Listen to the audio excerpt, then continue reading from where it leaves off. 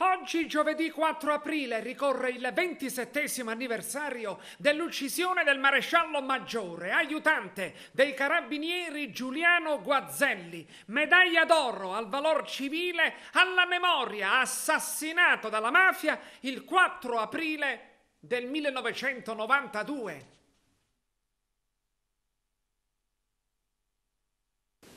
Oggi sono presenti, come tutti gli anni, sia colleghi che hanno conosciuto il maresciallo maggiore Guazzelli, sia magistrati che hanno lavorato in questa figura eroica, questo validissimo collaboratore. Oggi siamo al 27° anniversario dell'uccisione del maresciallo maggiore Guazzelli, medaglia d'oro al valor civile.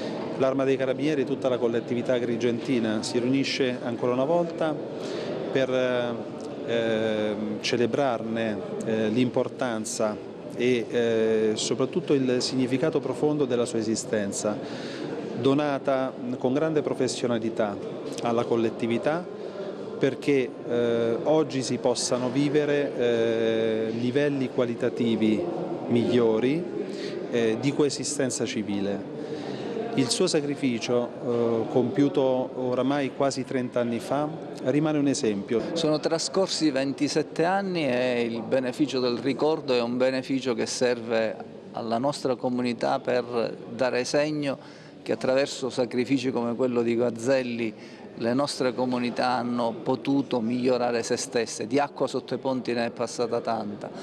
E la cosa che piace ricordare di quest'uomo, che era alla soglia della pensione, avrebbe potuto tranquillizzare la fase finale del suo impegno, invece esprimeva la passione tutta del suo impegno di carabiniere, di uomo dello Stato, e lo ha fatto fino all'ultimo dei suoi giorni. In un tempo come quello nostro credo che esempi come quello di Guazzelli serva a segnalarli, perché viviamo una stagione di deresponsabilizzazione generale e invece è il tempo in cui bisogna manifestare responsabilità.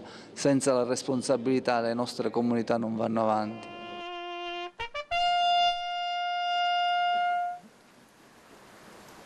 Guardia, atti!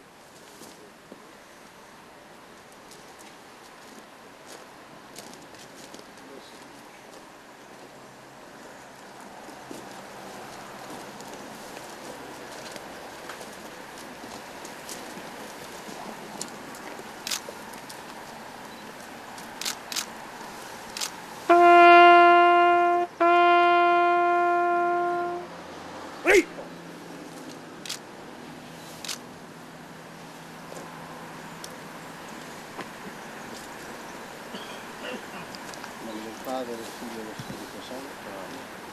Padre nostro che sei nei cieli, sia santificato il tuo nome, venga il tuo regno, sia fatta la tua volontà come in cielo e così in terra. Dacci oggi il nostro pane quotidiano e rimetti a noi i nostri debiti, come noi li rimettiamo ai nostri debitori, non ci indurre in tentazione, ma liberaci dal male.